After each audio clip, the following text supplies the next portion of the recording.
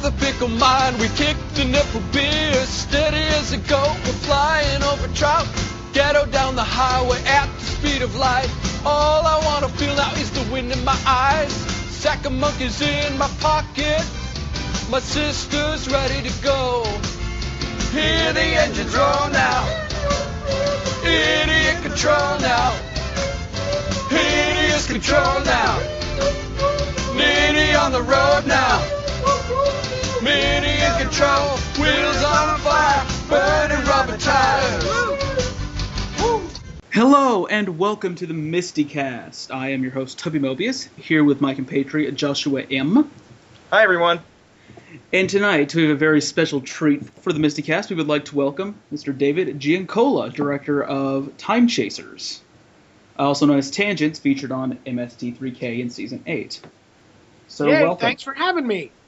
It's really awesome for you to be here. Thank you for appearing on our show. Well, I'm very psyched to be here, and the affection I have for my Misty fans, I guess for lack of a better term, is never-ending, and people don't really realize, how much fun it's been for me ever since the movie got Misty. So I'm very psyched to be here. Thank you. Well, it's really awesome to have you here because we've notified other directors, and you're actually the second director of an MST movie that we've had here. The first being David Worth, who did Warrior of the Lost World. Mm-hmm. They did back in Season 5. And honestly, your film, Tangents, is to me, anyway, a technically better movie than Warrior, and honestly, a better movie than a lot of the films on MST. And I really don't think that it really deserves a lot of the flack that it gets. Well, thank you very much. I've gotten that comment quite a bit. I really appreciate that. And look. I mean, when they Misty your movie, they don't do it like you're going to prison or anything. They call you and ask you. And frankly, they're pretty nice. Best Brains were very nice about it. And it's something you do voluntarily. So, I don't know where people, directors or anybody, producers, get off going, oh my God, they Mistied my movie, or I guess, that's facetious for them, because the fact of the matter is that not only do they ask you and they need the rights to do it, you get paid for them to do it. The question is whether or not you have the personal lack of ego and sense of humor for it. And in our case, we were fans of the show to begin with, so it was kind of like, okay, great, bring it on. And it turned out to be really great for the movie and everyone involved. Yeah. We will start with we do with most directors. How did you decide that you wanted to be a filmmaker? Well, how I wanted to be a filmmaker has become kind of a cliche because, I was born in 1969, and I was right at that very tender age when the blockbuster, came to term, meaning, Jaws, Superman, Star Wars, most specifically, Alien, all these movies that were the kind of movies that if you were of the right age, specifically in the mid-'70s or late 70s, they would take you to another place, and you would sit in that theater. In my case, it was a multiplex in a really small mall in Rutland, Vermont, but on that small screen in that small mall, those movies took me away to another place, and specifically Star Wars for a lot of filmmakers of my generation. And it took me to those places, and then I got interested in special effects, and then I realized that there were people behind the cameras making movies and writing stories and telling tales, and for me that was just an irresistible combination, and I actually started making movies really young, right about when 8mm films started to go out. My first movies were Super 8 movies, and then right to video packs, which my father had bought me a video pack. And I was notorious, unfortunately, in the neighborhood because I was always trying to make action movies, which young men like to do. And I had a friend of mine who, we had, it's Vermont, so we had horses and motorcycles and all kinds of crazy stuff. And I had a friend of mine who was supposed to do a horse stunt, and he fell off the horse and broke his arm. And And shortly after that, it was understood that if you were going to go hang out at the Giancola household, it was okay. But if that kid David was making a movie, you were supposed to come home. You couldn't hang out at the Giancola household. So that's how I got started. It's like the bad kid on the block, but you're a filmmaker. Yeah, I was. And that kid's dad, who Italian family, that kid's dad I thought was going to beat the crap out of me. And I walked in the door and he said to me, literally his kid was in one of the big cast, broke his arm really bad. And he looked at me and he said, well, and I said, yeah. He said, did you get the shot? I said, no, it was a rehearsal. He said, well, that's your first lesson. And true story, ever since then, I roll on rehearsals. So you've sort of talked about your inspirations growing up as a filmmaker, but would you say that there were any other inspirations later in life or in the mid-'80s, around that era, that made you want to really become a filmmaker that you would say really affected your style as a filmmaker? Well, it's a funny thing because, in the 80s, it was about montage. It was about editing. It was about style. It was about things, whether you go to Miami Vice or Top Gun, all this stuff was about style and montage and production design. And, for me, I learned a lot there, but where I got my greatest education was I opened a production company that was producing, at first Time Chasers and these other genre movies, and I ended up hooking up with Lloyd Kaufman and Michael Hers at Troma, who to me were heroes. And we went down in New York, went in their offices, and they saw Time Chasers. Oh, yeah, blah, blah, blah. And I still have Lloyd's autograph. And I got hired to cut trailers for Lloyd and Michael for years. And regardless of what people say about Lloyd at Troma, the man always paid me, was always generous, always taught me. And I found that watching Lloyd Kaufman's films, Sergeant Kabuki Man, Toxic Avenger, they were film school in a movie. I mean, literally, this guy would have a shot of a guy driving a motorcycle into a house, and the next thing was an explosion of like a tanker truck. But the way that he cut those two together, you thought this guy drove into a house strapped with C4 on the motorcycle and it blew up. And so I learned a lot from that, during that time period. And that's one of the things that I've always taken with me. And, I think, and I watched a couple of years ago when, Roger Corman got an honorary Academy Award. And it was kind of like, it was awkward. It was like, this is a guy who gave, everybody from James Cameron to Kevin Costner. The list is endless, to Catherine Bigelow, who won the Academy Award for Best Picture. This is a guy who gave them all their start, and they were giving him a lousy honorary Oscar. And there was I could see it on television. God knows what was going on live. They were sniping at the guy. This is a guy who was in the trenches making it happen. And I don't know. I just learned from those guys, and those were forces for me that taught me what I needed to know. And what I found out really quickly in the 80s and into the 90s was, how to put stuff on the screen that no one else had any idea how to do, which was cool. How long did it take you to create Edgewood? Let's talk about the start of Edgewood. Well, Edgewood was one of those things where, the people think, now, Edgewood, if you take the two letters out, it's Edwood Studios. And it's funny, but it's not true. I grew up on Edgewood Drive, just part of a development like we all do in suburbia. I thought it was a cool name, and I thought I'd do that. And I started Edgewood really to make Time Chasers, and then eventually made it in industrial videos and parlayed that into movies and dramatic stuff, which is what I always wanted to do, and just kept going with that. It was always, what was interesting about Edgewood, and as I sit here in the facility now, we got a 700 square foot facility, which is either very vibrant or very dead, but that's how the movie business goes. It was never a rocket to the moon in terms of success. It was always what I call a stairway. it was one project to the next, to one that doesn't work to one that might work. And that's kind of always what we've done. So Edgewood was really my way of just putting together resources to make movies. Which begs my next question. Most young filmmakers are flocking to Hollywood, California, New York, etc. You chose to stay in Vermont. Right. Seems really crazy. Seems a whole lot less crazy since I was there, I was in LA a year and a half ago.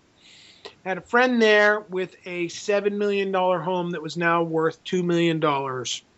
And he was joking about suicide. And I'm going, dude, it's just a house.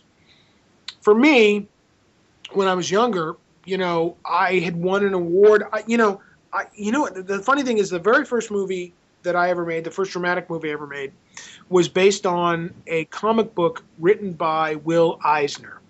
And Will Eisner is known as the father of modern comic book form. And if you've seen, they did a particularly not great version of The Spirit, which was his comic book. That, and I cannot say bad things, about Frank Miller, because I've talked to him about it, and he got it, and he just is. The character was not quite right. But anyway, so I made this short. Eisner, really great guy, brings me down in New York, meet him. I had no idea who the hell I was meeting. Made my first short film. It won a bunch of awards. I ended up in LA, ended up in New York. I remember sitting at a really crappy hotel out on the fire escape in LA, looking around at this town going, I don't have a chance in this town. I mean, I have no chance in this town. No one gives a doo-doo about me, and self-editing, thank you. And, and then I was in New York, and, I just realized that was not the place. And then, jump forward to Time Chasers. Time Chasers, with producer Peter Beckwith and I, we made the movie. And we made it on our own. We wanted to make it for $40,000. It cost us $150,000, which meant that we were both broke and really desperate, and we planned a distributor screening in New York City. We planned a distributor screening in L.A. I go to L.A. literally with cans of the film, 16mm print, underneath my arm, and I go to L.A. I have a screening on Monday. On Sunday, there's the big Northridge earthquake. My screening's dead. I'm toast. We reschedule the screening for New York City, and then gigantic snowstorm stops Beckwith and I. We actually make it to the city, but it's so bad we can't screen it. We said, okay, we'll send out DVD. We'll send out at that point VHS. And then we just kind of all realized that, we're better. And this has kind of been my modus operandi ever since. We're better to zig when everyone else is zagging, and that's really the best explanation I have for being in Vermont. Plus, my family is here, and the lifestyle's good here. That makes a lot of sense. Thank you. I mean, it's kind of a selfish decision at the end of the day. I mean, to be honest, but it's life. It's my life. Right. If you don't care about yourself, how can you care about anyone else? Exactly. Yeah, something similar is happening with me. I was in this TV pilot recently, and the director and the producer, he wants to move production to LA if the show gets picked up by a network. But I'm questioning that decision because, I've lived in Georgia my entire life. I've never really lived in a city, and I think LA would swallow me up. So, well, I mean, I think you're right about that. I mean, I guess the extension of that was when I got more successful in the late 90s and early 2000s with my movies. I did, in fact, maintain an apartment in New York City, and I maintained an apartment in Burbank for a while. But what I always did was I maintained these places. I was sharing them with other directors of photography or producers or other people. I always maintained them as temporary, and that always served me really well because, LA is such a company town that you literally cannot go out to dinner without running into a waitress who is an actress. And after a while, that eats at your soul. And I believe, for a beautiful state like Georgia, it'd be great to go back there and make that your home base. And, so I've kind of, as I'd like to call it, I parachuted in to LA and New York as need be. I tend to like New York a lot more because, well, there are better restaurants and more going on, in my opinion. So, I parachute in as need be, but I will tell you that every time I leave, most specifically Los Angeles, when the wheels hit, leave the tarmac on the plane, I always feel that much better.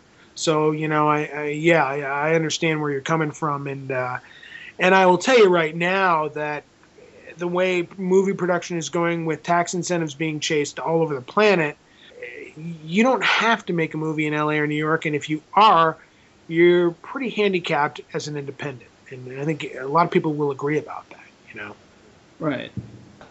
Would you like to jump into Time Chasers? Oh, we're going to talk about Time Chasers? I didn't know that. Well, I guess we could talk about, I don't know. Did you see... You can talk about Icebreaker. Yeah. Oh, you can talk about Icebreaker. That's fine. We will.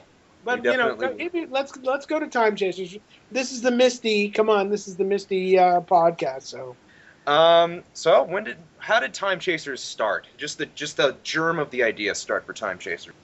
Well, literally, guys, I had gotten out of high school and I had friends who were in film school, and I had every intention at that time of going to film school. And I had a friend at Emerson, I had a friend at USC, and they were telling me stories about a year in that they hadn't really touched a camera yet. And I know there's a difference between, film production and film, what do they call it, education or film studies. But for me, I wanted to get in there, get my hands dirty and do it. So, I did not like the sound of that. And then this was the era of, Spike Lee's She's Gotta Have It, the very cutting edge of Sex, Lies, and Videotape, Steven Soderbergh's film. Shortly after I did what I did, El Mariachi, Robert Rodriguez's first film that, cost $7,000 but really cost $470,000. But the point being is that independents were starting to make some waves in a very interesting way. And so I said to myself, hey, I have X amount of resources here in Rutland, Vermont. Let's roll with those because I don't have them anywhere else. And that's what, sent me on that path. And that path just had momentum and kept going. Although it took a long time for Time Chasers to find a distributor, once we did, that distributor said, well, great, if you can make that movie, for, a third of the budget or half the budget and do this and that, we can make, and it kept going. The career started with that. Where did the idea of just the plot come from? Well, In terms of the idea. I was always a fan of the original H.G. Wells' The Time Machine. And I'm a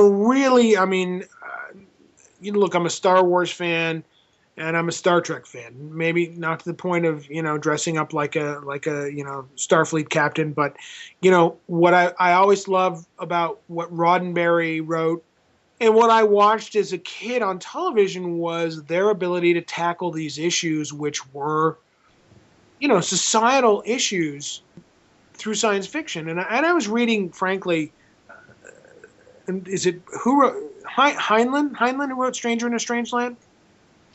You remember? I don't know. I was reading a lot of science fiction. I don't know. I think it was Heinlein who wrote, I'm mispronouncing his name, but he wrote Stranger in a Strange Land and a few of the other ones. And I was reading, science fiction, literature, but, people call them paperbacks, whatever. And I was always fascinated with the idea to take these really weighty concepts and make them abstract by putting them in the science fiction mold. And, I just love that whole idea. And so a lot of the things I wanted to do in film, but I was also kind of worried that, hey, no one cares what a guy from Vermont thinks about this, that, the other thing, the environment, everything else. So if I put it in something that had action, that had special effects, that had science fiction, some fantasy elements, it might make it all more palatable, and it might also be more fun. And that was kind of the idea. I always originally called, naively, I was very young at the time, I called Time Chasers, which was originally called Tangents, a cerebral science fiction film. and ironically I ended up on Mystery Science Theater 3000. But, I will tell you that if you look at some of those future sequences, cell phones are the exact same size that I predicted they would be. So, not totally wrong on everything. We commented, Toby, I think you commented on it last time we watched it, that the future in Time Chasers is one of the more believable futures that we've seen depicted in film. Yeah, especially with the hologram and all that. That's technology that we have now. Right. And I thought that was very interesting, because you watch a film like another one they did, Overdrawn at the Memory Bank. Right. And the future is they have machines that can put someone's mind into another body and stuff like that. And that's not really anything we're going to have for a long time. Yeah, I mean, to be completely honest, I was riffing, and what the actors were holding back then were pieces of foam with, I think, electrical tape wrapped around them. But, at that point, the phones were bag phones. They weighed, 20 pounds. And I just thought, well, they'll figure this out. And then I thought, well, hey, why don't we all ride more bicycles? And, if you're in a city, like if you're in New York City, why do you need a cab? Couldn't we all just get on bicycles and work it all out? We'd be in better shape. Everything would be, and I was young. I was innocent. I was optimistic at that time, and I envisioned a future for that. Sadly, the budget did not quite support what my vision was, but that was my vision at the time was, bicycles in an urban area. And now, my family owns a bike shop. We own a place called Sports Peddler here in Vermont, and we're looking at bike share programs that are going on in, I believe, 66 major cities where, and I was watching this in D.C. I was on vacation in D.C. They have a bike share program where for very little money you can pick up a bike and ride it to another place and, here and there, whatever, and it works very well, This is a very simple solution to a very complex problem. That's what fascinated me about science fiction in general. I actually have one of those bike services here. Do you have one in Georgia? I'm sure we do in like the bigger cities like Atlanta, but we don't in my town. And I kind of wish we did, because that would make life a lot easier for me. Yeah, I mean, exactly. I mean, I'm looking at it here in this small town in Vermont, and they have it up north in a larger city in Vermont, Burlington. But at a certain level, it doesn't work. But in these more heavily urban areas, it makes a lot of sense. But how long did it take you to write the script? Well, the script was one of those things where I'd been, kind of fiddling with it for a while, and I went up. My uncle was, and you use certain events in your life to propel other things. And my uncle was, he had a really nice condo up north of here, and he needed a house sitter. He had plants and animals and this and that. And I said, great, I'll come up and do it for free. Because it allowed me to finish my screenplay. And I finished my screenplay up in Burlington, Vermont, while I was house sitting, because no one was bothering me. I needed to be there. And, it was a very quiet place to be contemplative, and I was young and ambitious, and it was a way to do it. And, as I look back on it now, I go, geez, I need to learn that lesson more, because as I'm trying to write stuff now, there's so many responsibilities that are in my life now that it's really hard to find time to write. There's always an excuse not to write, but that was a good environment. And so I was at my uncle's house, and I finished the screenplay right there. Well, now that we've gotten a script, how about a cast? Well, here I am in Vermont. I really do not. I was young enough. I did not know the lay of the land. I did not know the local drama groups. And so I did kind of using my connections an open casting call, and went through. I think we did one in Burlington, one in Rutland, one in Bennington. So we picked 3 different places in the state, and met all these people. I mean, some of them wonderful, some of them wildly untalented. But the point being, we met some great people, and Matthew Brew, who played the lead, he came in and he did a monologue that really was brilliant and engaging, and it was the 80s, and he was frankly kind of nerdy looking, which Mystery Science Theater had a good time with. But I had, at that time, and I was young and figuring I was right about everything, I said, hey, I don't want the leading. I mean, I literally had choices for a leading man, the blonde, blue-eyed, whatever. And I said, that's not what I want. I want a guy who looks like he's kind of a nerd. And that was what I was working on. And Matt's performance was really good. Plus, he had the ability to do the action. And Bonnie Pritchard, was someone I knew already. I'd done work with. And Peter Harrington walked in the door. I thought great comic relief. And then, Merton Gigi, who was ultimately kind of cut out of the film, was really funny, but couldn't pull it off ultimately. But not a bad guy, good guy. He just directed Dennis Quaid in a movie.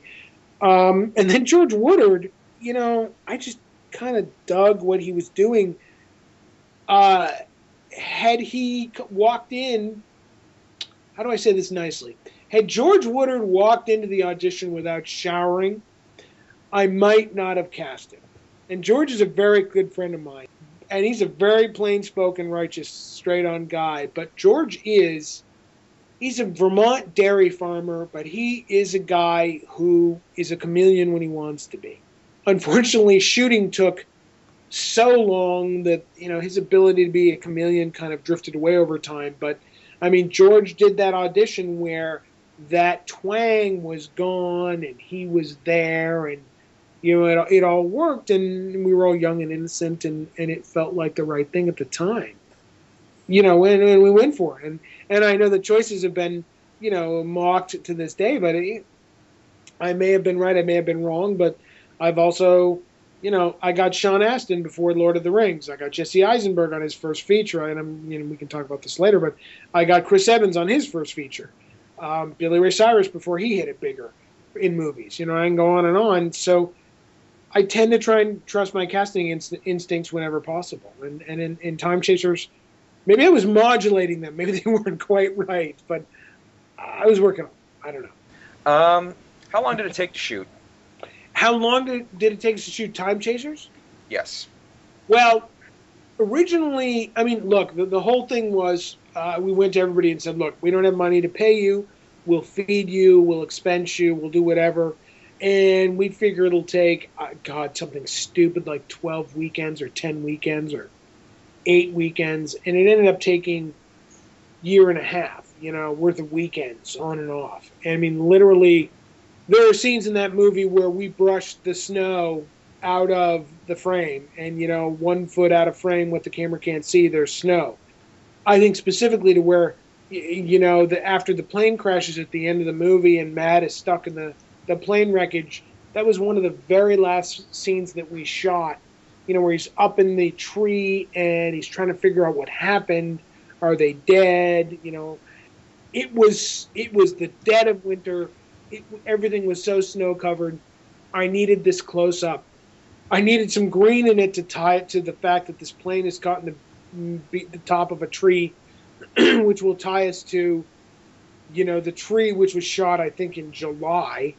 It's now November or December, and so I went to my parents' house and ripped the foliage off of one of their house plants and shoved them into the foreground of the shot. And if you look really closely, you can see actual snow falling on Matt Bruce's face. While we've got green around him, trying to fake that I believe that was the very last shot we did. So, filming started in the spring and it ended in November, December. It was only supposed to take a month or two, but it was our first film. We were learning, and again, it was one of those things where not everything went as planned. But the cool thing about Time Chasers was, and part of the reason that I have no problem with people, I have no problem with the people of Mystery Science Theater taking it for something else or whatever it is that frankly we had a heck of a time making it. We had a ball making the movie. We made friends. We all learned new things. We stretched ourselves, and I'm friends with those people to this day. So, that's all cool, It's always nice to hear, because sometimes we haven't never had them, but we've heard about directors who alienated people that were working on movies and producers and et cetera. It's nice that you were able to maintain relationships with some of the people. Yeah, I've worked with just about everybody. In Time Chasers, I've worked with, I guess, as a way to pay them back for being in Time Chasers. not getting paid and busting their asses. I've worked with just about everybody on another movie where I did pay them. I kind of mentally always made a point of doing it. It's a good system to have. Yeah, I mean, if you can make it work, which I was able to do, I mean, that's what I did. So. I was going to say, Josh and I discussed as we were watching it a couple of days ago. What was your decision? What was your decision process in making the time machine a plane? Because we talked about that, and it was a very interesting choice. I would have never thought to make a plane into a time machine. Originally, I mean, first of all, the movie was written for, okay, ladies and gentlemen, what can we afford to film? But what always fascinated me, again, going back to H.G. Wells' The Time Machine, was there's a sequence in there where he's in his time machine and he goes way forward in the future. He gets stuck in a rock, and I always remember that stayed with me. It's like, oh my God, yeah, rocks, mountains form, things change, landscapes change, and the fact that he was stuck in that rock in the H.G. Wells movie always stuck with me. Like, if you're going to make the perfect time machine, you might not want to be on the ground, because ground contours, features, those things change. And that's where the first germ of the idea of the plane came. Now, I'm sure you can shoot a million plot holes into why a plane won't work based on the crowded airspace of today, but really that's where that started. It started from H.G. Wells' The Time Machine, which was, you're not going to get stuck in rock if you're flying above it. And I went from there. And it was pretty much that simple. Makes a lot of sense. It does. Yeah. I could come up with, of course, like you said, cluttered air travel. We sort of talked about that, too. I'm not going to lie. Right. Yeah, like Back to the Future, he goes in the future and goes right into oncoming traffic. Yep. Well, but seriously, if you are doing that kind of, and let's say you adhere to the rules of H.G. Wells, if there is air traffic that would be in your way, then it would pass rather quickly, and the odds of you being stuck smashing into a 747, for example, are pretty small compared to you being stuck inside a mountain or a house or something. That was my reasoning at the time. Right. We have a lot of plot related questions. I don't know. I hope you don't mind answering some of those. Go ahead. Some of them may be film related. I'll say BS if I can't answer them, but go ahead. Okay. Chief question is, if Nick Miller is so smart, why does he sell a time machine to, I'll just say, why does he sell it to Bob Evil? Bob Evil. Yes, Bob Evil. At the time, I was not sophisticated enough as a screenwriter to put into words and or the screenplay what I meant to address, which is that no matter how brilliant we may be analytically and scientifically, we're all kind of ruled by our egos. We're all kind of ruled by our desire for acceptance. And I think that for Nick Miller's character, what I was trying to put across was that that guy wanted to be accepted for being brilliant. He wanted to be accepted for being more than what he was. And I think that was the lure that drew him in. I don't think as a filmmaker I achieved that goal. But that was what I was trying. That was the point I was trying to make, is that the not even the lure of riches, but the lure of acceptance, the lure of maybe not fame, but the lure of respect is so powerful in our lives that it is a dangerous thing that calls out to us. It is a dangerous siren call that we all still face today, and that was something I was trying to touch upon, but frankly was not sophisticated enough to pull it off back then. I'm in college right now, and Nick Miller being a physics teacher, I can imagine that Nick Miller was unappreciated in his Right. daily life. And then that was the idea of making him a physics teacher was to make him somewhat the everyman. And yeah, you're exactly right. Was it he probably wants to be more than a physics teacher. So yeah, exactly. Getting off that topic, let's talk about where was the various things shot. Chief among them, where was Dystopia shot? Well, I am, as we speak, sitting in Dystopia. Dystopia is an industrial park called Howe Center, which is an old manufacturing facility that used to employ, I think at the time about half of the residents of the small town of Rutland, Vermont. and now is an industrial park that if you order clam chowder and you happen to get crackers with it, there is a 75% chance you'll get what's called Westminster crackers with your clam chowder or your whatever.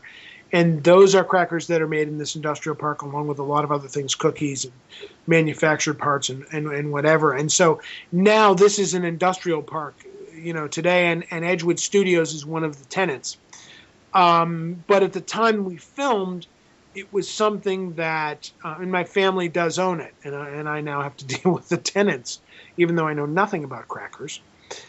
It was something that at the time my father had bought as an investment, and they were in the middle of cleaning up. But for me, it was a gigantic amount of real estate that was completely desolate, destroyed, gone, and for me, a great opportunity to set my scenes in this desolate, quote unquote, future.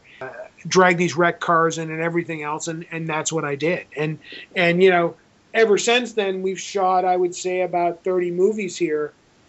Everything from really elaborate sets for movies of the week to the alleyway that's in Time Chasers has been used, I believe, we counted about 9 different movies, either as a tough kind of bad ripped up alleyway, or a New York City alleyway, or just a street scene. And that's kind of become our backlot. It still exists today, except it's paved, it's clean, and it doesn't look the same. And it's the back. And again, if you eat oyster crackers with your clam chowder, that's the back of Westminster Cracker that makes those oyster crackers. So that was a primary location for a lot of what we did.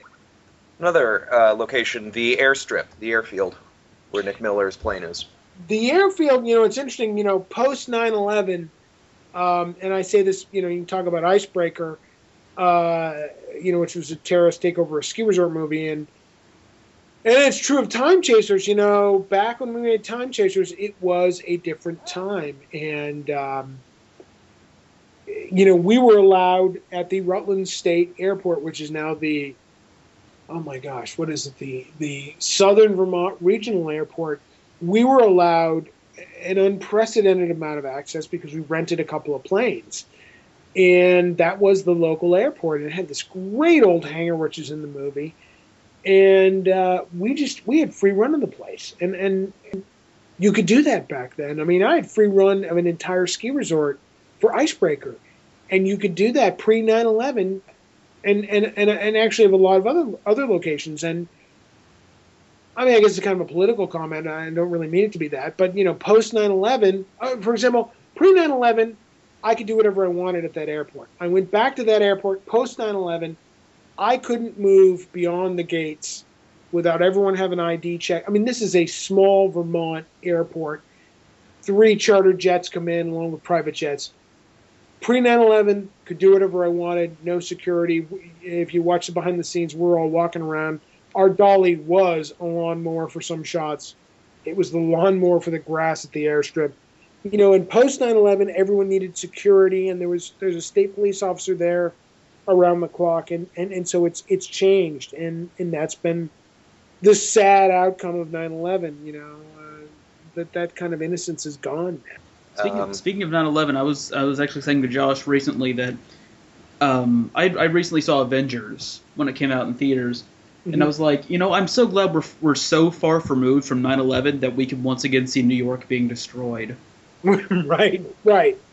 Well, yeah. I mean, I don't blame you. Look, I was. I'm sure everyone has a 9/11 story. I was at that time.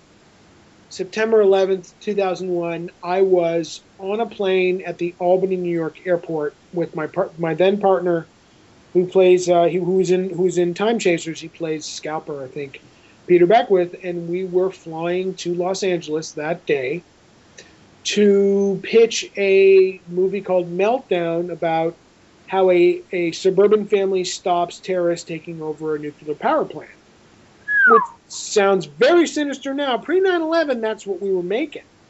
The really creepy thing is that had we flown out of the Rutland, Vermont airport, we would have been flying on Colgan Air. And Colgan Air, which starts in Maine, drops off in New Hampshire, picks up in Vermont, and lands all at Logan Airport. That's where the terrorists flew into.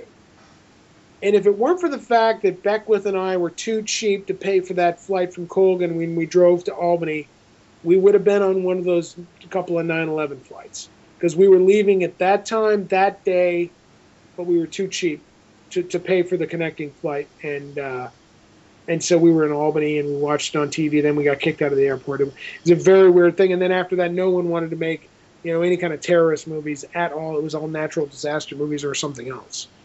So, and, I mean, sure, I know there's a lot of 9/11 stories out there about it, but I mean, literally, Colgan was the feeder airline that sent the terrorists to Logan Airport. That were the guys who took over those planes, and the flight. One of the flights that went into one of the towers was a flight I took regularly to Los Angeles. Whether it was the same plane or not and they swap planes all the time. But that flight number was something that I knew, and there were people. That I knew that died on that were going to LA, for entertainment stuff. It was a very rough day. I'm not. That's sad to hear. But I'm lucky. Look, guys. I mean, seriously. Let's be honest. We're all here. The point is to move on, and I agree with your Avengers comment. I think it's important to let New York get the shit kicked out of it. Mm-hmm. Okay, I screwed up. Now you're gonna have to edit. It's important. It's important to let New York get the crap kicked out of it. Because, in the face of whatever you're dealing with, you need to be able to laugh at it or be entertained by it or deal with it or whatever. That's fine. That's okay. I mean, everybody has tragedy in their lives. And, if you cannot laugh about it, deal with it, handle it, you go crazy. And we're all dealing with it on some level. Okay. Well, to get off that bit of a downer note, why don't you tell us a little bit about what it was like filming with those Revolutionary War extras? Because I know that's a fun story.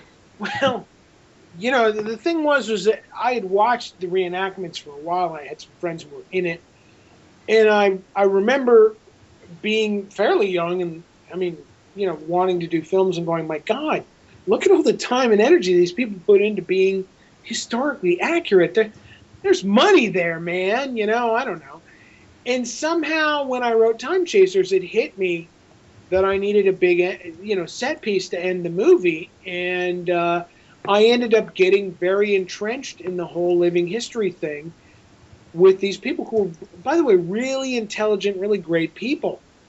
And I made a deal with them. I said, hey, I want to film you with this battle reenactment, that battle. I had like a second unit battle reenactment, and I had a second unit battle reenactment, and then I had a really big battle, which was a reenactment of the Battle of Bennington at Bennington, Vermont, and that was where I was going to put my actors in front of everybody. And we drove everybody down, and it was one of those things where out of this really rough shooting schedule, I basically said, look, we're all going to spend an hour and a half driving down to wait for 2 hours to get 5 or 6 shots. And then part of one scene, which is the end of the movie, because it's the production value. And of course, everybody was into it. Now, if I tried to pull that off today, everyone would go, Giancola, get out. You're an idiot. Hire a second unit. Back then, we literally all jumped into the Winnebago. And by the way, the Winnebago, if you see in the behind the scenes, that was my family Winnebago. It was my parents' Winnebago. I threw all these people in. Matt Brew drove it most of the time. Because I was generally too exhausted to drive it. And so we go down to Bennington, and what's funny about the whole thing was that I get down to Bennington, and Matt knows how to ride horses, and we do some shots, and this British general comes up in full character, full accent, and he says, Sonny, I can't do the British accent, I'm not going to try. He said, what are you doing here? You can't be here. He tried to insult me in period, like, I think he called me some period insult. I didn't get it. You scallywag. Yeah, he called me a scallywag or something. Oh, you low life, calling us scallywag. My pathetic attempt at an accent, and I was like, dude, I have a contract. I don't care about your contract. God, that's Irish. That's terrible. The point being, I end up as a 20th century filmmaker arguing with this British general from colonial times. who would not come out of character, and I found out later he's a plumbing supply specialist. And I don't even know if he was a plumbing supply specialist. I think he was a plumbing supply clerk. He didn't want us there. I said we had a contract. The people who I had made the deal with didn't happen to be at this battle, and I said, basically, the hell with you, I have a contract. If you don't like it, call the police. And let them try and figure out who's right, you in character or me making a fake movie. You know, the cops will just walk away and go, oh my God, we have real crimes to solve.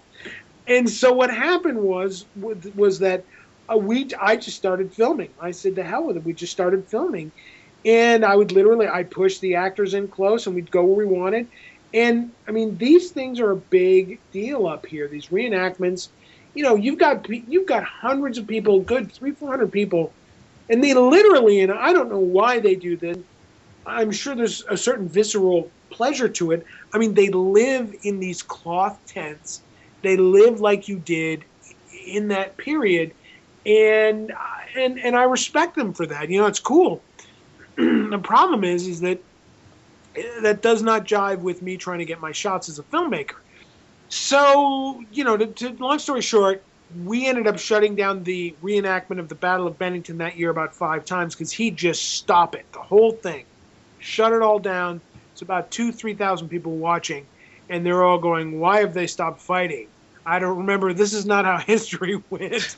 And that's because Dave Giancola's in there with the camera, little 16-millimeter eclair messing with things. And I literally believe the deal was for less than $1,000 to get access to all that stuff, which, you know, now I look back on and go, you know, I couldn't buy that as stock footage for that, let alone have my actors in there and be there. But at that time, that was all the money in the world to me, and so I was being a badass about it. And you know, and we got our shots and we made it work, and a bunch of those guys were totally cool about it and went on with us to shoot the rest of the ending of the movie. But it was one of those things where, you know, sometimes when you're young and you don't care, but you're respectful and you act like you know what you're doing, you can get away with the most amazing things. And I went in and changed history. I changed the Battle of Bennington, at least the reenactment that year. But I mean, that's a true story, and that was it was crazy. I find it funny that you were able to have access to this airport that you could never have access to now, and yet you couldn't manage to film a Revolutionary War battle. Well, again, it was about ego. It was about, here's a guy who is 364 days a year. He is a plumbing supply. I'll give him the benefit of the doubt. He's a manager. He's not a clerk. And I believe, by the way, being a plumber is an excellent profession because I can't get a plumber to show up at my house. My life depends on it. And if they do, it costs me a fortune. Point being, he's a plumbing supply guy 364 days of the year. 1, maybe 2 days out of the year, he's a British general, you know, and in charge of hundreds of people. And he was getting off on it. And that was the weird human calculation of that you know, it's one of those things you kind of, at the time, you just want to kill yourself and you gnash your teeth, but now you kind of go, well, that's a human thing. That's kind of interesting. Probably end up in a movie in the future. I don't know how, but. A thought that just occurred to me, you said that it was the only battle that ever occurred in Vermont. The implication is that Time Chasers takes place in Vermont. Am I correct? Or is it sort of anywhere? Yeah, it does because that is our place and because I live here and I'm from here. The actual Battle of Bennington, if I believe, was fought in New York State, that battle. But we used the Battle of Hubbardton, the Battle of Bennington, and one other that the name escapes me to create our battle. There were a lot of battles in the Revolutionary War fought up and down Lake Champlain. I'm not a scholar. I just know enough about it because, you know, I live in the area. But yeah, Time Chasers takes place in Vermont because that's where we all were at the time. And this question is a question that everybody wants to know the answer to. Where was that office where Nick Miller, Lisa, and J.K. have that meeting? Because to this day, people still think that that's like a branch library. I know. Where was that? God, you know, I've been asked that question so many times. I want to make something up at this point, something more sexy and interesting than the truth. But the truth is that it is It is the lobby of a radio station, which is still around, called WJJR 98.1. That was owned. The general manager was a friend of mine, Sam Garuso, who allowed us, again, free run of the place. So all the glassed-in places in the back were actually broadcast studios, and they had this wildly, at least at that point, it was wildly opulent mezzanine.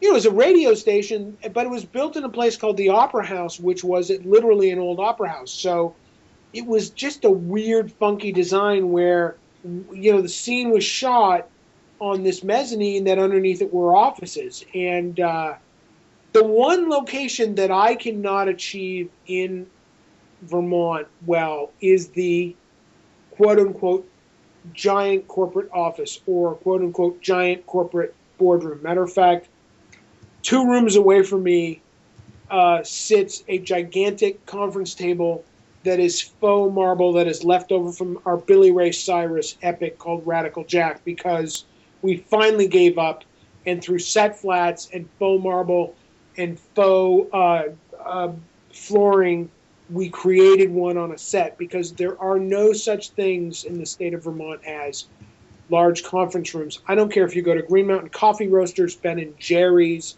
Dealer.com. They don't exist here simply because, the culture of this state doesn't like them. And banks don't have them here. So I was trying to find some place that was corporately opulent when the culture of this state was, corporately, no, we're not really making crap loads of money off of you, including the power companies. Just nobody had a big office, so that was my attempt to solve that. So that's really a radio station, place called the Opera House. It was not a library. The library, actually, in retrospect, probably would have been a better choice. But it was 80s, and it seemed cool at the time because it was relatively new.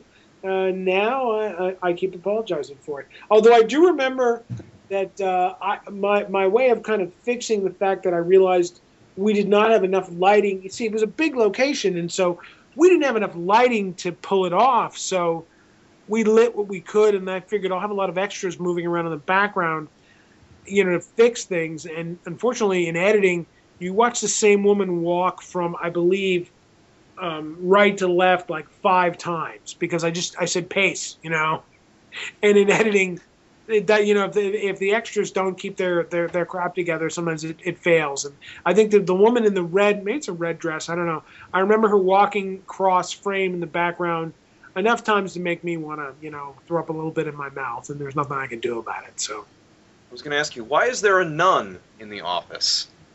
Because she looked like what nun in the office? She looked like a nun from a distance. The woman that crosses by each time.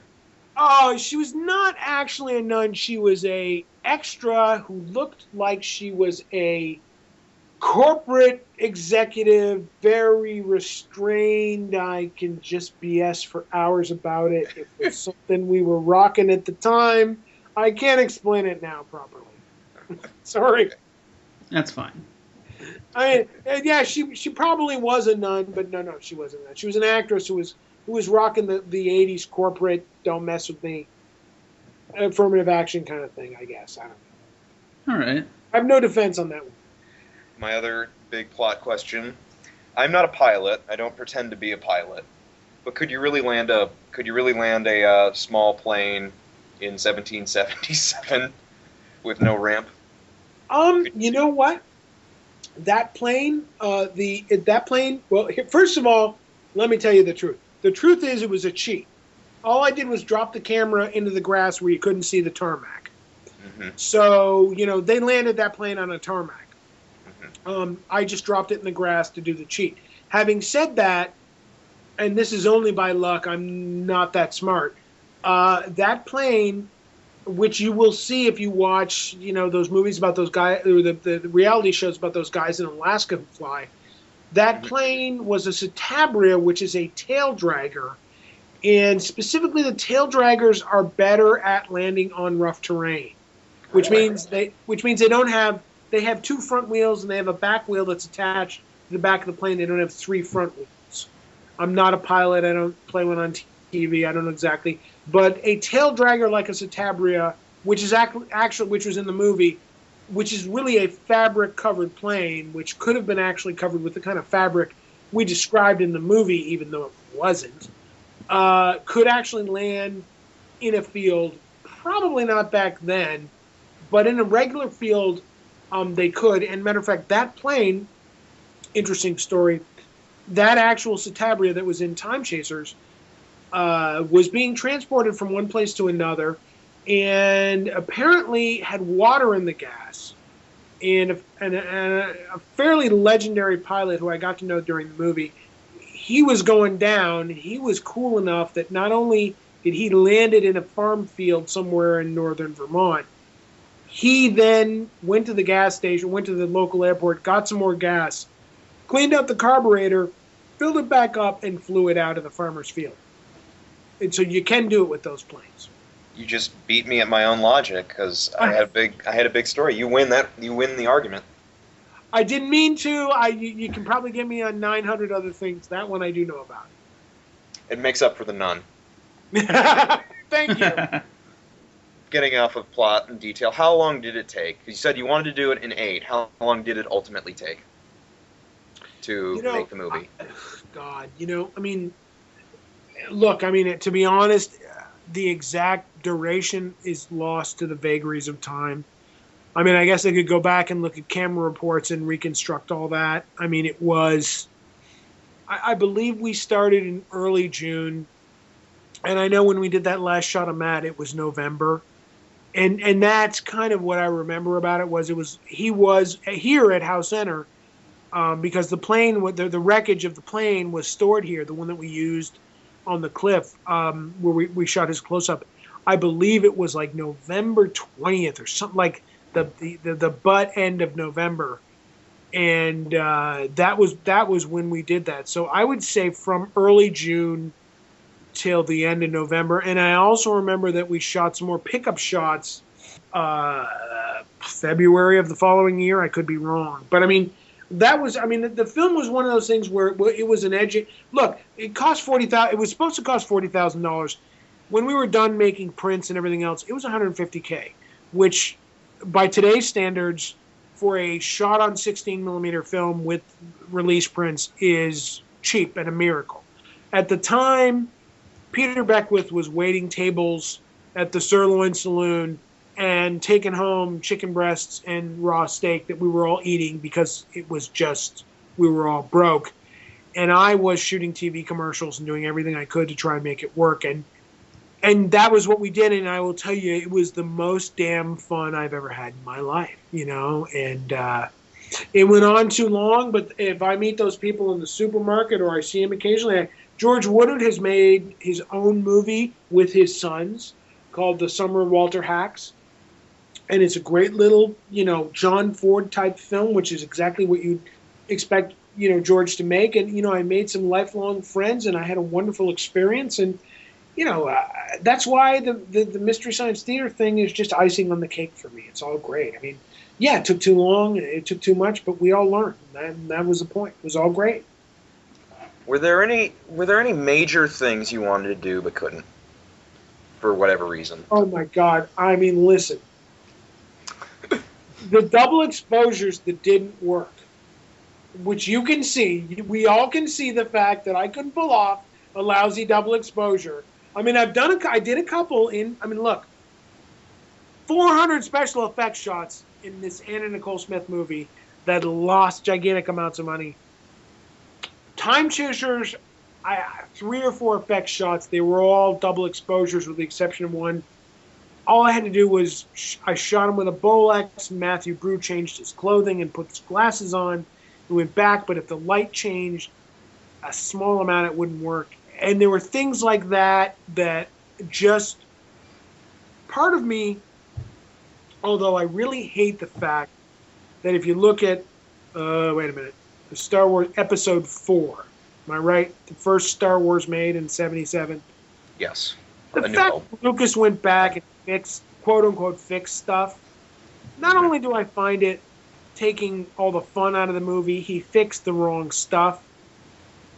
Could I go back to Time Chasers and fix stuff? Yeah. Okay, I would fix those double exposures because not only did I do them myself, I went to an optical house in New York City, and those guys treated me like dirt, and I tried to fix them, and they never fixed them. Cost me a fortune. And I never showed when they arrived in the destroyed future. I always thought I would have a matte painting or something out the window of the plane that would be more than the computer display. So, are there things in that movie that I'd like to fix, from the sound mix to certain edits to special effects? Yeah, I mean, certainly. But interestingly, and I think this is why when we did the anniversary re-release, I mean, you guys have probably seen the trailer that I had the guys cut for the director's cut anniversary re-release, which is mocking Lucas's re-release of Star Wars. The reason I did that was because I hit a point, especially after watching, the fix, quote unquote, of Star Wars, a film which inspired me greatly. It occurred to me that you can't go back and fix those things. They're a document of their time, and I had no intention of, and I refrained, even with all the digital tools at my disposal from the new edition. I refrained from making fixes on Time Chasers simply because, listen, those are the sins I made back then, and those are the sins I made back then, and maybe there's something instructional about the fact that I made them when I made them, and that was the technology at the time. But could I fix all those double exposures now? Could I create a vision of the destroyed future or the better future? Certainly, I could do it in Photoshop or After Effects or Maya or whatever. But that's not the point. Those movies are. Look, what do you want me to do? You want me to go back and take all of Matt Brew's mullet and cut it back? I mean, yeah, I certainly could go do that. Don't want to spend the money, but then what's the point? It's kind of like going back and saying, gee, why don't we go back and, Dirty Harry was a little too violent. Why don't we stop Dirty Harry from killing too many people? Let's replace the gun with a walkie-talkie. Exactly my point. And that's where I was, especially after they tried to bring a young Jabba the Hutt back. What the hell? A young Jabba the Hutt? I saw the footage. I would rather see the Scottish actor playing Jabba the Hutt. Yes. You know what I mean? Then watch them try and fake Harrison Ford, walking over his tail, which never looked right. And sadly for me was, for a movie like, and I'm sorry to keep referencing Star Wars, it was a seminal movie for me, but, when I was a kid, there was not a fault. But as I got older and I watched it again, the fixes were all false moments. I don't want that. I'm not going to try and do that. I'm going to try and make newer and better. I'm not going to go back and fix my mistakes. Because our mistakes are what defines us. I'm getting philosophical. I will stop now. End of question. End of answer. I just want to ask you about this. There's this movie. It's really similar to the movie you made. I don't know if you've heard of it. It's called Back to the Future. I don't know if you'd heard of that or what the deal with that was or anything. Did that movie make any money? I don't know. Yeah, I don't know. Did people see that? No one's heard of Back to the Future. Come on. Yeah, I had to look it up. It's really obscure. I did not invoke the flux capacitor once, okay? And by the way, did they make that before or after me? I don't remember. No, before me. That's right. 1985 was the first one. Yeah, no, listen, I mean, and by the way, I've met Michael J. Fox. He is a wonderful human being, and what he's going through right now, I got to tell you, I do not have the personal strength.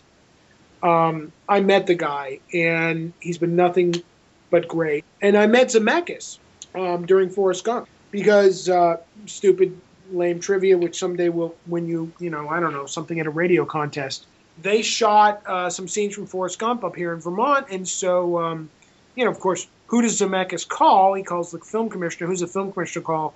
Me, because of the Time Chasers connection. And next thing I know, I'm sitting in a 12-passenger van with Tom Hanks, Robert Zemeckis, the cinematographer, who at that time I was more impressed with than anybody else.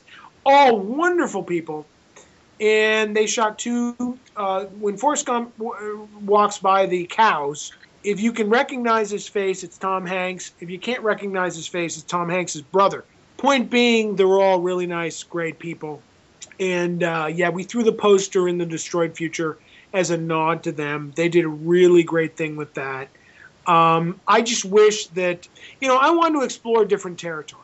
I mean, that was my thing with it. And even as people talk about Time Chasers 2, I'm interested in exploring different stuff. And I know I'm behind the times, but I just watched, what is that movie?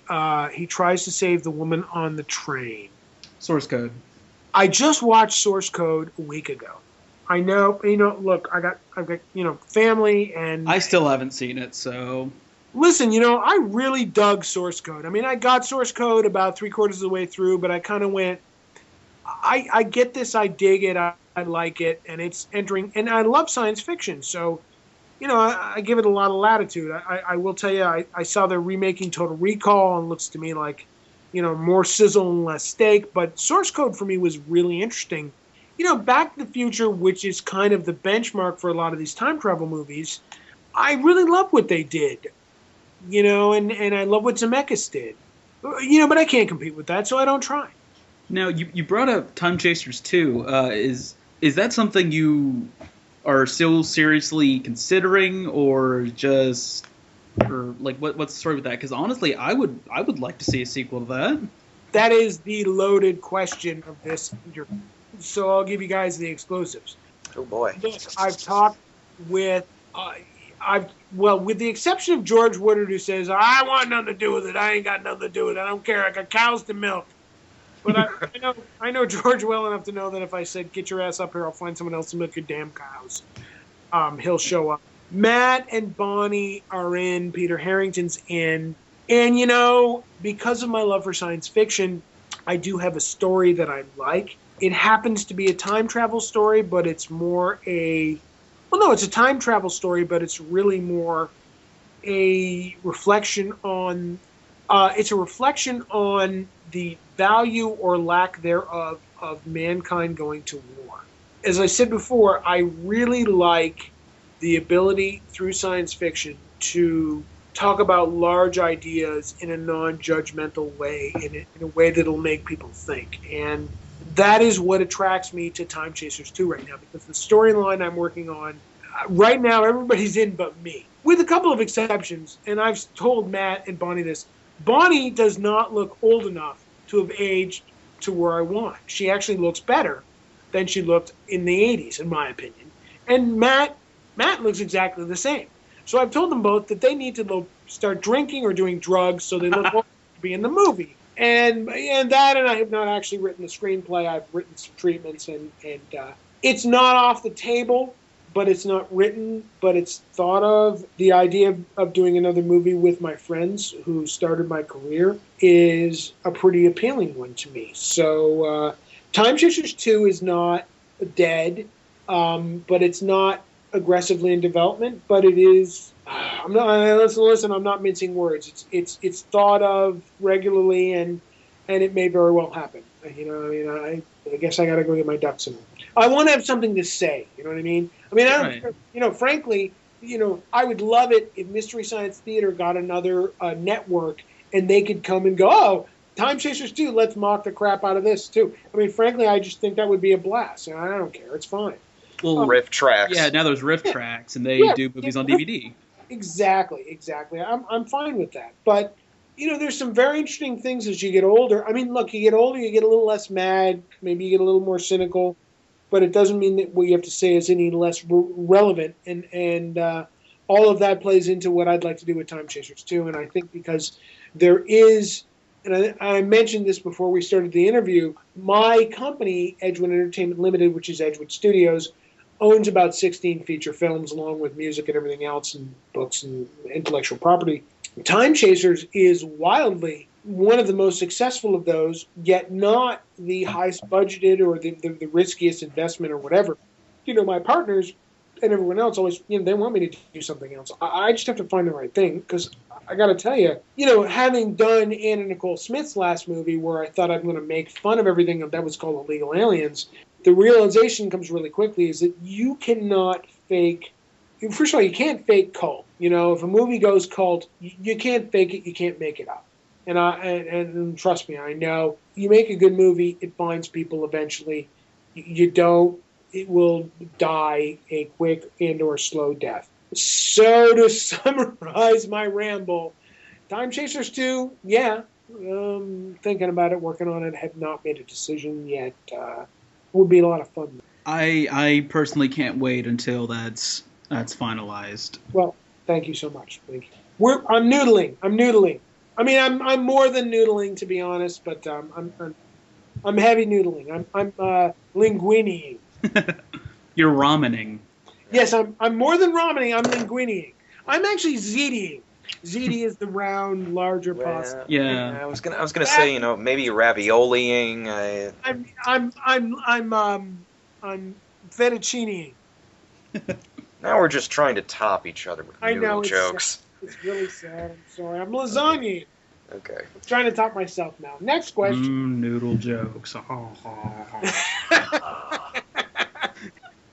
When did you first see Mystery Science Theater 3000?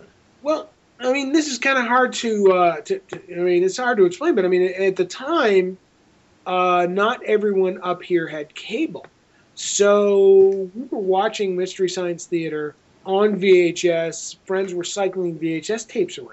And that was how I first saw it. One of the staff members and the editor who worked here said, "Oh, dude, you got to see this." And he dropped a VHS on my desk. I went home, watched it, and I laughed my butt off. And I thought it was great. It was kind of a little joke around the office for a while. And then, literally a couple of years later, I get the call, and my distributor literally said, he said, "Well, Dave, I mean, this is a guy I've known for almost 20 years, and he handled Time Chasers, and he was the guy who said to me, Tangents is not the name Time Chasers, and he had sold it all over the world, and he said, Dave, I have good news, I have bad news." I said, "Well, give me the bad news first." He said, "No, let me give you the good news." "Oh, crap, bad news is bad." He said, "Well, here's the good news. I got you a sale on the Sci-Fi Channel." I said, "Great news." I said, "Here's the bad news." I said, "What?" He said, "Well, it's on Mystery Science Theater 3000.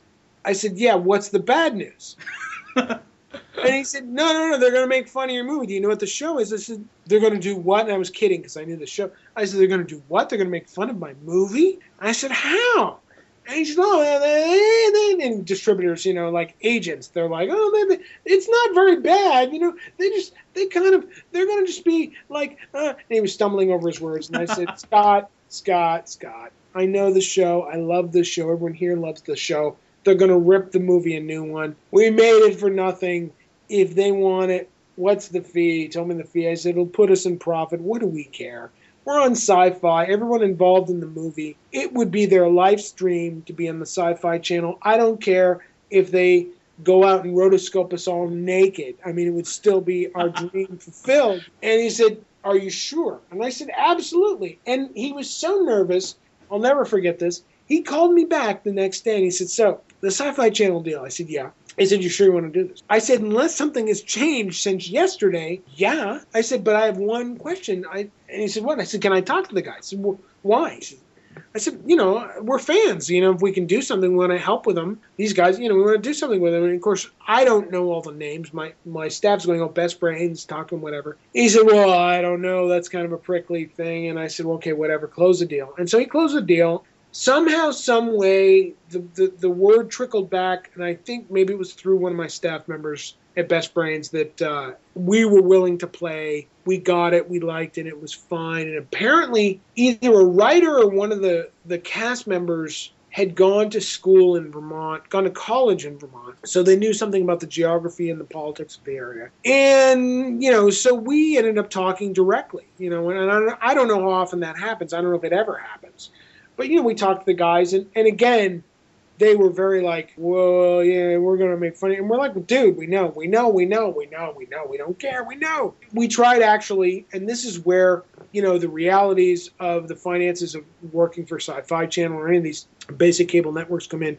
We had concocted a plan with them to send a cast member literally, because it was so, the budget was so tight, by bus to Best Brains to involve them in one of the episodes. Sci-Fi would not pay either for a lousy bus trip or lodging. So that didn't happen. They were very embarrassed. I said, "Don't worry about it." They did their episode. They even very kindly sent me an email saying, "Hey, dude, we did our thing." And I said, "Guys, listen, what's my complaint here? I don't have one." So they did their thing, and we were fine. And we had a party. We literally had a party the night of the screening on Sci-Fi Channel, and we had a digital recorder to record it and everything else. And as I've told before, it comes on, commercials, you're excited, you're like, God, this movie made for nothing. It's on the Sci-Fi Channel, reaching millions of people, or at least 110 Sci-Fi Channel. I don't know. Point being, they get on, movie starts, and they go,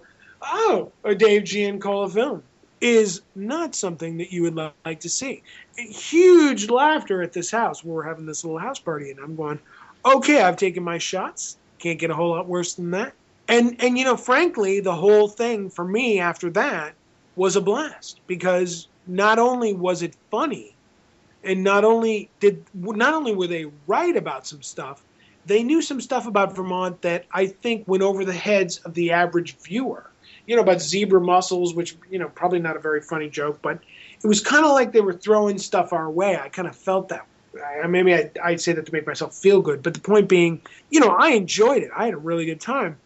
And it was only a couple of cast members who felt, we were all drinking at the time, and everything was fine the next morning, But it was not, as people have said, that we had a party and, oh my God, the party went to hell because, they were making fun of us. We went to the party. We knew exactly what we were walking into.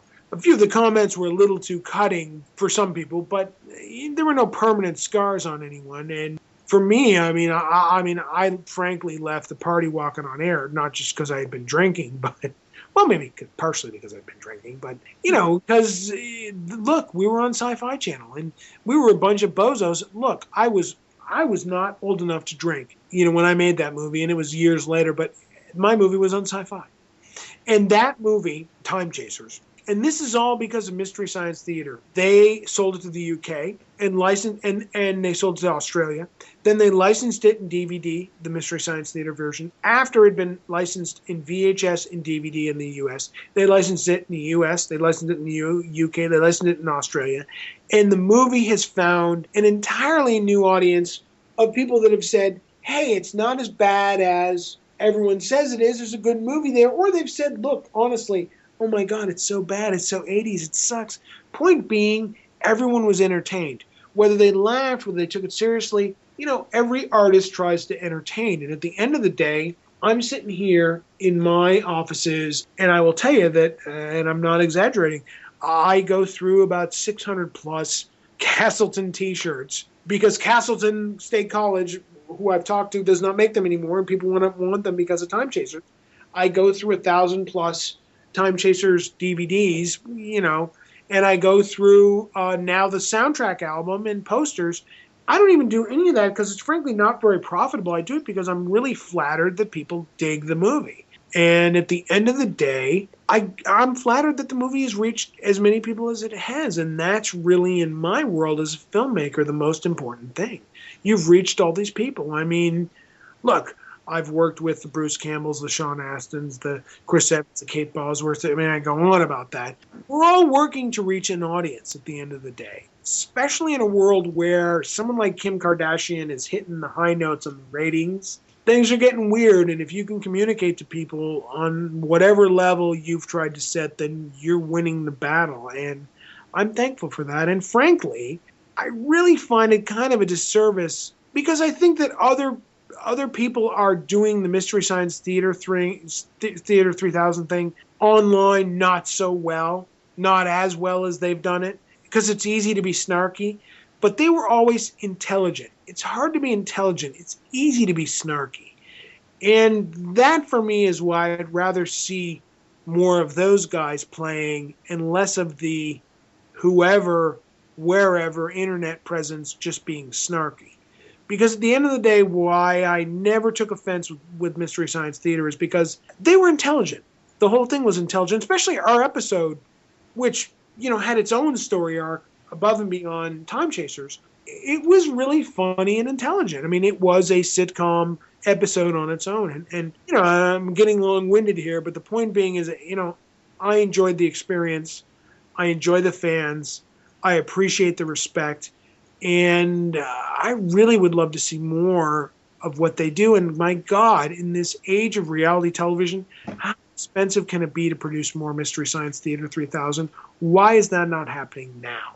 Sadly, it's an issue of money. It's an issue of getting the rights to movies because, and the other issue is networks. Like we talked to you about the Sci-Fi Network and Comedy Central, how horrible they were. Right. How horrible they were, and most networks aren't any more accepting now than they were back then. Although there is the occasional hope because Elvira came back after how many years off, and right. IFC, I believe, was in talks to license the Comedy Central episodes for air. That hasn't happened yet, but the fact that it was something that maybe could have happened shows that there is a little hope. Well, I hope so. I know. Again, I mentioned earlier, I know the guys at Sci-Fi, and respectfully, they pathologically lack vision, and I can see why they don't get why MST3K, is a fan favorite and why it works. Yet they'll make Crocodina freaking Saurus, whatever, 9. Dino Croc versus Super Gator. Yeah, exactly. I know the guys that make those things, and I've been they've tried to hire me on those things. So, I get that. I understand that. I get it. But I think they're missing out.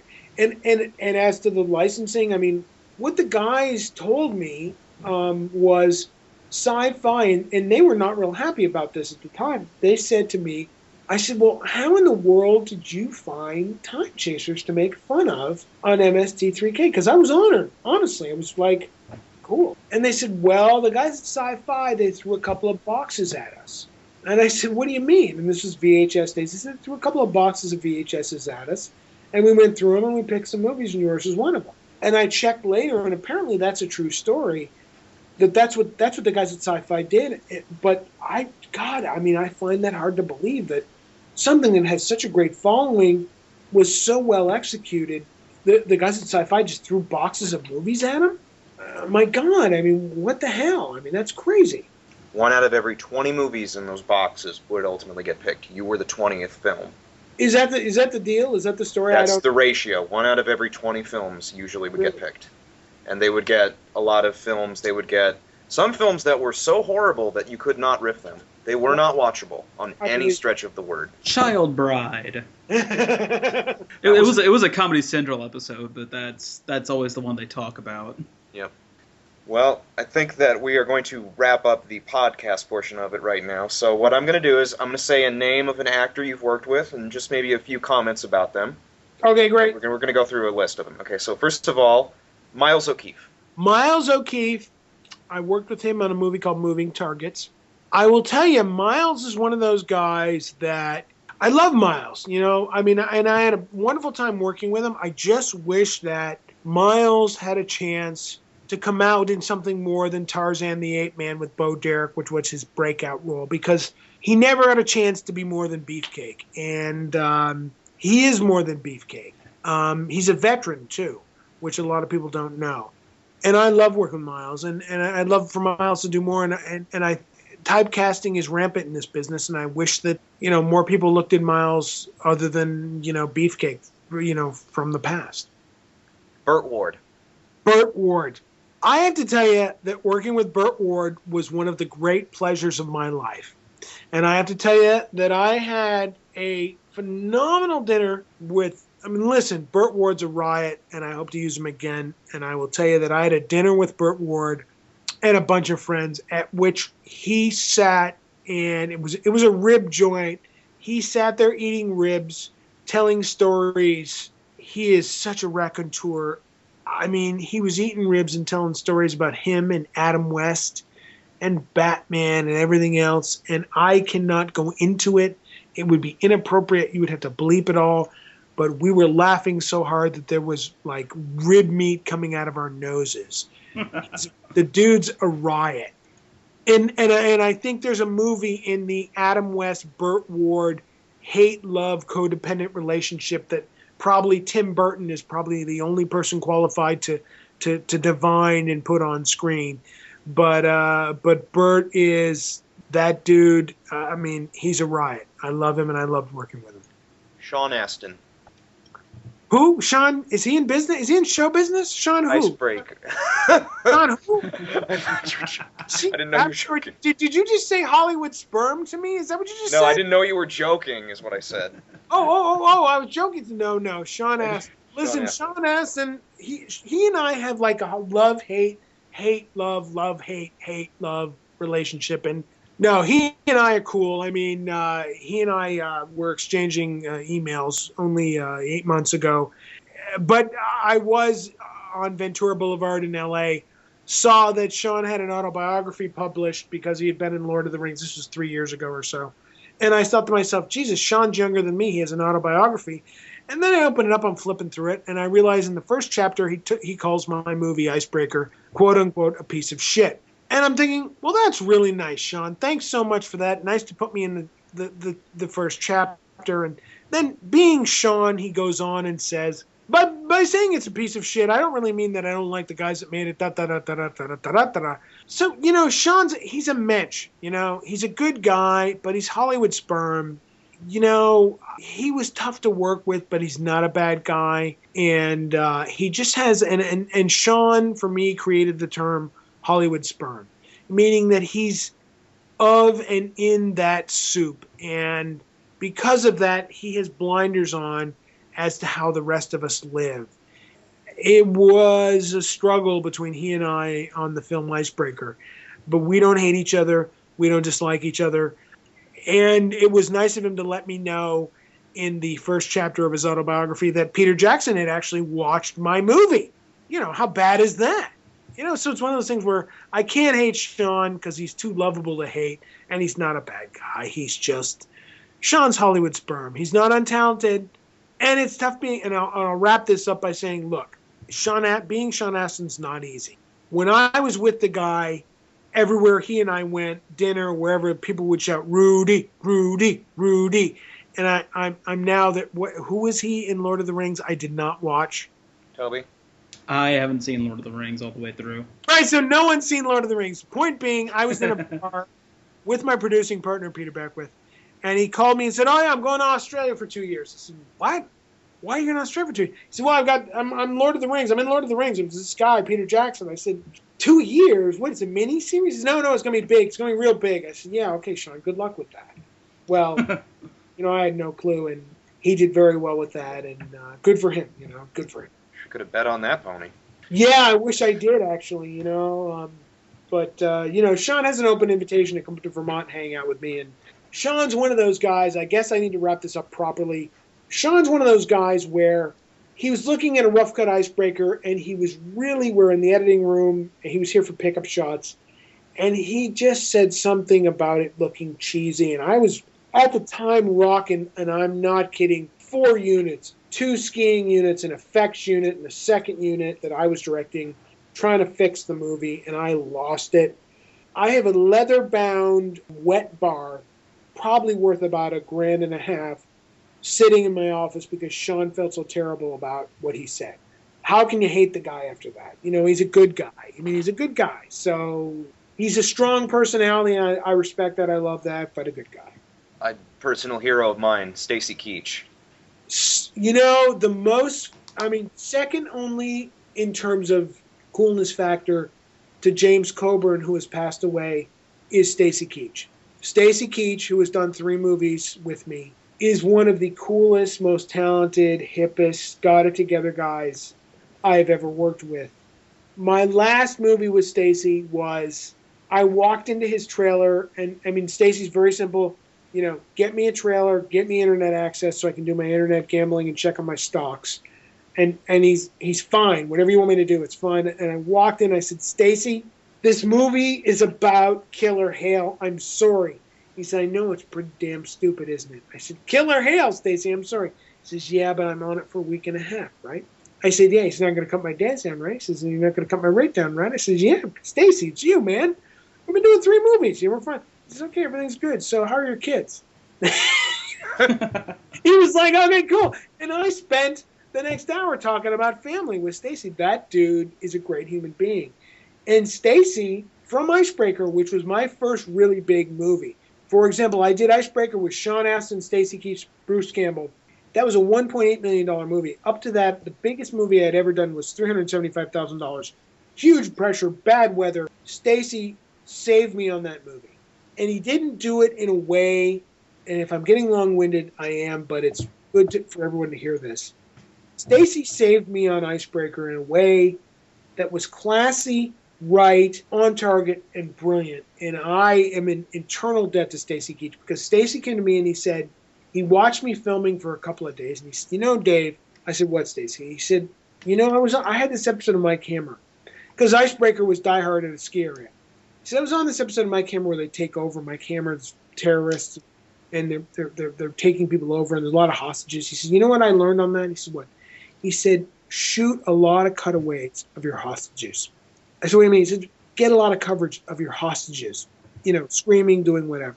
And I'm thinking, yeah, okay, actor, dude. First time I ever met him, whatever. But being an insecure director at the time, I said, let's do a few more shots. And I shot more coverage of my extras. Screaming, crying, looking concerned, whatever. Not as much as I should have, but enough to save my ass. And Stacy Keach saved my ass on Icebreaker with a very subtle, non-ego-based comment. And that's why I hired him twice more, and I'll hire him again in a heartbeat. Dude's, I mean, he's one of those guys. I mean, he worked with John Huston. I mean, he's doing Broadway right now. I mean, he's a class act. I love that guy. This is for you, Toby. Bruce Campbell. Woo. Bruce Campbell. Warning. Bruce Campbell does not suffer fools lightly. Bruce Campbell has been in this business long enough to know if you are trying to blow smoke up his rectum. Bruce Campbell is a machine. The dude is a machine. He will, unless you give him, as a director, a change in direction, he'll repeat the same scene 50, 60, 20, 10, 90 times over, exactly the same. He's amazing with that, and he's very intuitive in what he does. And Bruce, for Icebreaker, shaved his head, did the movie, and Bruce and I got along amazingly, and only had one run-in, which was he was walking out of a door, looking up at a mountain that was not there, so I could make editing work. And he did it twice. I liked the way he did it second time, and I said, okay, let's do it again for safety. And he and I got into a fight about safety, and I said, I need safety. He said, why? I said, well, you know, things happen. You're a director, things happen. He said, no, I mean, what do you need? If you got it, you got it. I said, listen, pal, I've been dealt with scratch negatives. I dealt with the lab destroying footage. I did whatever. For you to be here costs a lot of money. I need a safety because it makes me sleep well, and then that's it. He said, oh, okay. He went back, did the safety, and then I said, okay, that's good. And I was really scared at that point because Bruce is an intimidating dude. And I said, and then Bruce looked at me and he knew that I was freaked. The dude knew. And he said, Dave, can I do one more for me? I said, thank you. And we did one more for him, which was really for me. Campbell is, again, a class act. And I will tell you, one of the great joys of my life, and this happened, forget about my personal, contentions about Sean Astin, Bruce Campbell, Stacy Keach, but there was what we call a golden week on a movie, which means all your star actors are there, generally the middle week. There was one 8-day period where Stacy Keach, Bruce Campbell, and Sean Astin were all on set at the same time every day. As the director, one of the most enjoyable experiences I've ever had was having lunch with those three guys, swapping Spielberg, Sam Raimi, John Huston, Briscoe County Jr. stories. Most fun in my life ever, because as a film fan, when you're sitting with those guys, it's like, there was so much stuff just rolling off everyone's tongue. It was the most fun of my life. And to speak to Stacy Keach, when Stacy showed up for that Golden Week, because Stacy was the golden guy, Campbell and Astin, they stepped up. They were a dream for that week. Now, when Stacy went home, Sean and I went back at it, duking it out. We love each other. It's fine. But that was one of the best weeks of my whole life. Morgan Fairchild. Morgan Fairchild is way smarter than what people give her credit for. Having said that, she's also a human being. And having, after Morgan, gone on to work with Anna Nicole Smith, she was a bit of an insight into the dangers of celebrity, the cult of celebrity, and what happens. Because Morgan was there. Morgan, even then, that was 2000-something. was getting on in years. She was not in the 80s or 90s super hot phase. Very sensitive about her physical presence. Not only was she Morgan Fairchild, but she was a John Lovitz joke. My girlfriend's Morgan Fairchild. I'm doing Beavis and Butthead, but you know the joke. Yeah. I had arranged for her, and we got to know each other really well. I had arranged for her a spa membership so she could work out, and she didn't use it. She was, I said, go use it. She said, well, I can't. I can't go there, and I can't work out. I can't. I said, well, Morgan, just go. It's Vermont. Who cares? She said, well, David, if I go and take a shower, if I go change, there'll be pictures. And I said, Morgan, no one's taking. And she said, listen, David, and apparently this is true. She had done a certain bathtub scene or this and that, and people had taken pictures from the rafters, the grips, or something like that. And she had, all these blinders on, all these guards on, that just totally affected who she was. This brilliant woman who, having worked with Anna Nicole Smith, who was not a brilliant woman, but even someone as smart as Morgan Fairchild was still trapped in that physical crap. And, I felt for her. I got along with her really great, and I really liked her, and to this day I really like her. And, you don't see her in hardly anything now, probably because she's gotten older, and that's the Hollywood ageism thing, and it's sad because, she's a great gal. Chris Evans. Chris was very young on the newcomers. He was, look, we're in the year of the Avengers. He's, trending at 1 on Google or whatever the hell it is. The newcomers, which I did, look, I cast the movie, and I didn't know what I was casting at the time. I was just casting good kids, and this has happened to me repeatedly. The newcomers had Chris Evans, Kate Bosworth, and Josh Peck, who does that Nickelodeon series.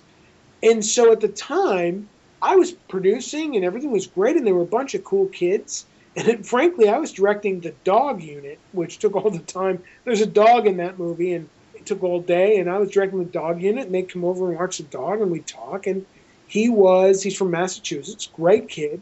He was a great guy, and he had no pretensions about him. None of them did. It was, for a lot of them, their first movie, and they were really good. They were really great to work with. So, you learn, and that joke about, you meet them on the way up, you meet them on the way down, who they are as human beings tells you how happy they are, meaning how they treat other people on the way up, on the way down, tells you how happy they are. That's a truth that I know in my life now. Finally, the greatest talent you've ever directed, Anna Nicole Smith. Come this October, there's a movie coming out that is tentatively titled Craptastic. That may be called something else, according to the people that want to release it theatrically this October. Along with the VOD people and the international people, they don't like the title Craptastic. I don't like the title Craptastic. Untitled, David Giancola. Yeah,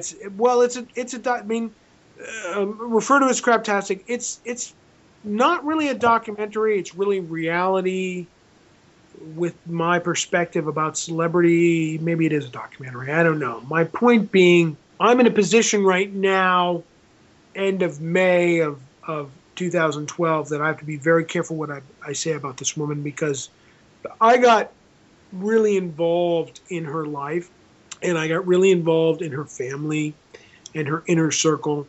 Not because I was attracted to it, but because I felt there was need there and there were things I could help with.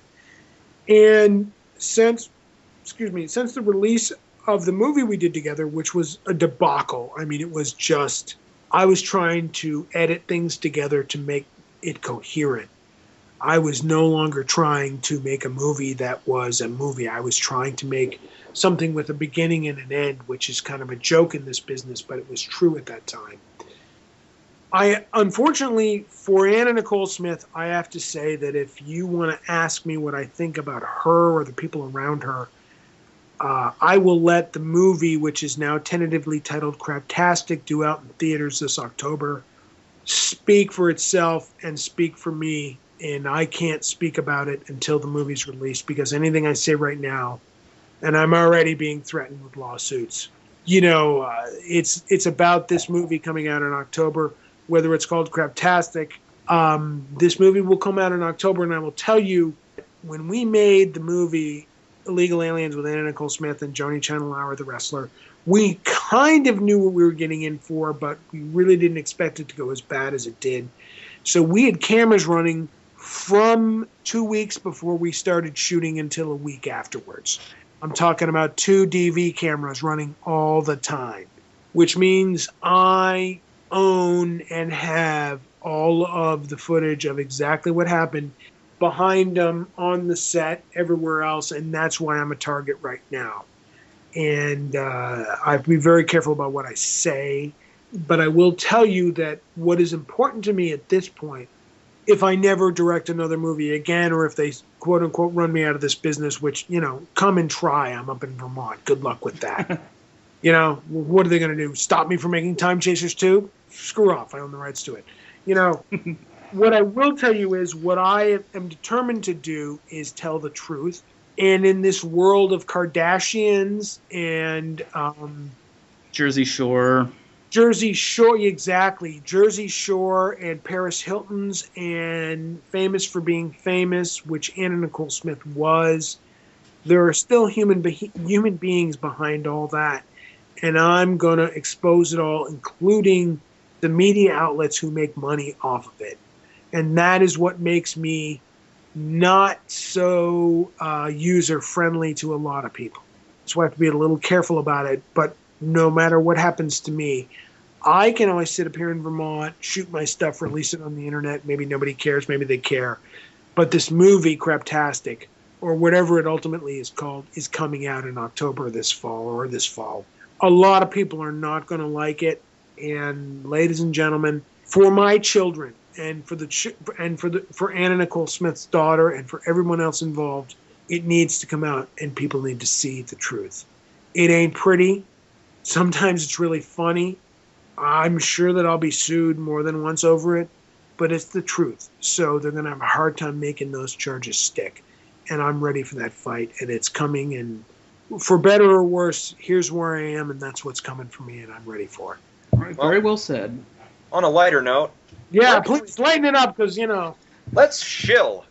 Where can we buy our copies of the unedited 20th anniversary edition of Time Chasers? Right now, the only place you can get the complete unedited version, the anniversary version, director's cut version of Time Chasers, is edgewoodstudios.com. Because at this time, there are no distributors who have booked it. So if you want the uncut version, go to edgewoodstudios.com. You can order securely through PayPal. You can order the movie. You can order the soundtrack, which we've had requests for, and we've shipped hundreds of copies. You can order the only place to get the original Castleton T-shirt, approved by Castleton College. Well, approved that they don't make it, is edgewoodstudios.com, as well as the poster. You can do all that through our store. Eventually, a video distributor probably will pick it up. We've had some offers, but we want to make sure it's done in the proper 2-disc format, or subsequently on DVD, Blu-ray, and digital copy, which is kind of an expensive, prolonged thing, and we're working on that now. But as of right now, go to edgewoodstudios.com, and you'll get it within a week. Hey, look, there's a link in the show notes. Huzzah! Awesome! And Sue Potter, who works for me, she's brilliant about that stuff. She's really great. And she has a thing going now, which is not my idea. She hands them to me, and I generally, because we don't ship VHS anymore, she said, hey, we're sitting on about 500 to 1,000 VHS box copies. Why don't you autograph each one? And she brings in a few every week, and I autograph them. So anybody who orders it gets a free autograph from me. I don't know if they want it. They get it anyways. That's a little bonus. Sue Potter, I got to tell you, she is just the best. I mean, I really, and I've told her I appreciate Mystery Science Theater. She doesn't quite get it, to be honest. She's like, why? I don't know, because she's never seen the show. But she gets that I care, and that's important. And she's actually booking me. Hopefully, it's more shows. But it's nice because she cares about the details, and that's important in what I do. So she's doing that, and that's cool. So, to Sue, thank you for making this interview possible. She did. I know. Thank you. Well, I think other than that, Toby? Yeah, I believe that that does it for the interview. Thank you very much for being here. You were very informative. All right, so this has been the MSTieCast. Thank you very much for listening. For Frederick Fritz, I'm Toby Mobius. I'm Bob Evil. And I'm David Giancola, not quite as evil as Bob. Thank you for listening. Goodbye.